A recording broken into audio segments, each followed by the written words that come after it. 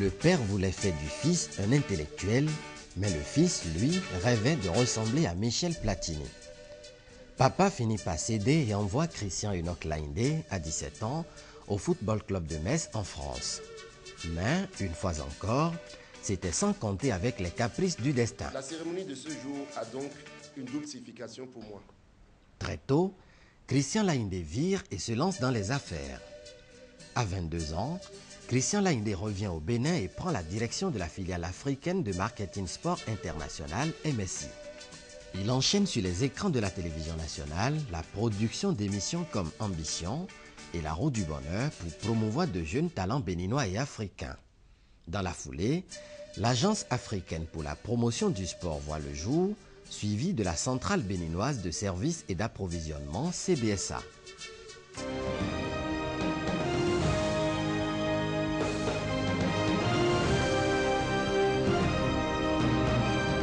Le 21 décembre 1997, Christian Laïndé réalise son projet Passion et lance au Bénin LC2, la première chaîne de télévision privée commerciale, avant-garde du groupe LC2, ouvrant ainsi une filière d'emploi pour les jeunes.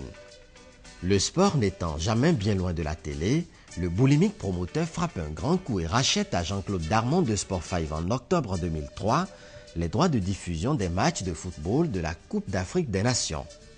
Ces droits sont valables jusqu'en 2016 et couvrent 44 pays africains qui bénéficient par ailleurs des rencontres de la Ligue des champions d'Afrique grâce au réseau international de diffusion African News and Network Exchanges, AFNEX, dont Christian Laïndé est le promoteur.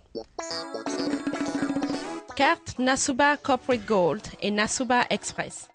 Christian Laïndé, c'est aussi Nasuba, la carte téléphonique, désormais carte bancaire, véritable sésame pour activités multiples dans la monétique et la bancarisation des citoyens. En 2011, la nouvelle ambition de Christian Laïndé, c'est de promouvoir au Bénin la nation du bonheur, un projet phare, puissant socle de sa campagne, l'homme ayant décidé à 47 ans révolus de briguer la magistrature suprême dans son pays. Je suis candidat pour qu'avant tout, l'homme béninois revienne au cœur du développement avec des droits et des devoirs. Cela est possible pendant les 5 prochaines années. C'est un choix aisé à faire. Il est aisément fait. Il sera désormais applicable en application avec réalisme dès le 6 avril 2011.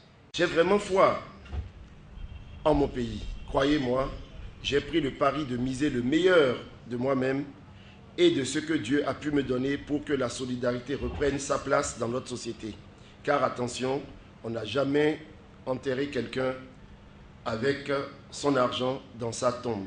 Après avoir créé plusieurs sociétés, des centaines d'emplois au Bénin et à l'international, l'entrepreneur, l'opérateur économique et l'ancien ministre de la Jeunesse, des Sports et des Loisirs du général Mathieu Kérékou brise désormais la glace à l'échelon politique.